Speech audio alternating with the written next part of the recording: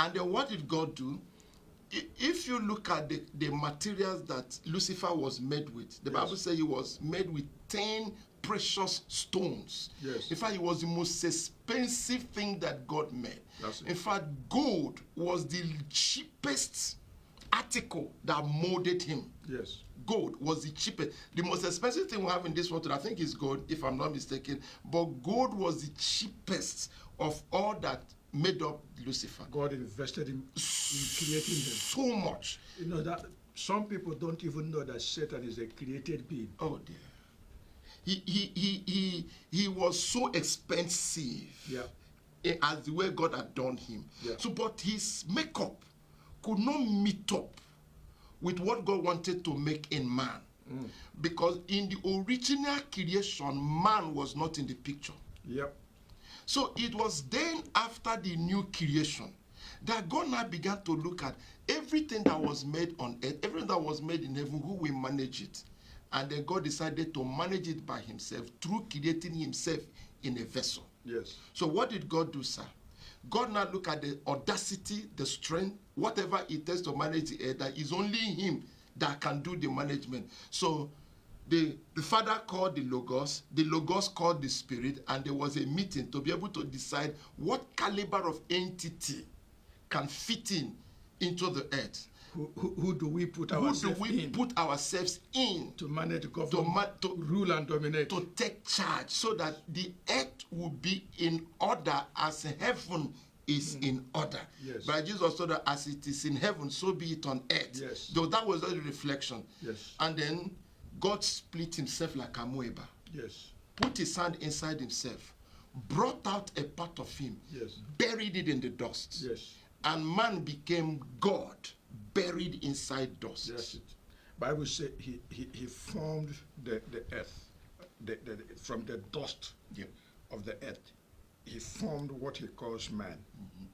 And he breathed himself into the man. Yes. The same way, if somebody is dying now, the first thing he will lose is breath. Yes. If you want to revive him, you have to put struggle. Another man's breath. Yes, so God put his breath into man. And then the Bible says, and man became a living soul. A living soul. And then God now said to him, take over. Yes. Then when man fell, yes, spirits were insulted. Yes. Spirits were neglected. Yes. Like I said earlier, or it always said, when you sin against a spirit, when you denature them, they don't know forgiveness. Yes. Until blood is spilled. Atonement.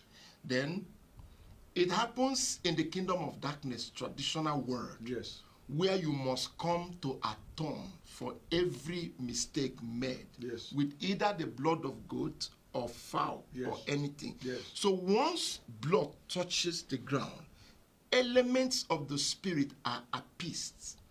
But this time, the spirit that was provoked is the Omni. God himself. God himself. Yes. Then who will appease him?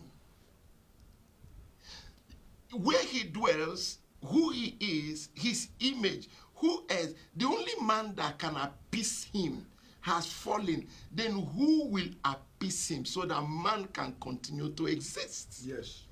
It became necessary that the spirit of the spirit will appease the spirit. Amazing grace. By becoming a human, transposing into the Son, to spill his own blood, to appease himself so that man can continue to live. Amazing. So are you also aware that when man was made, he was naked from the beginning? That's correct.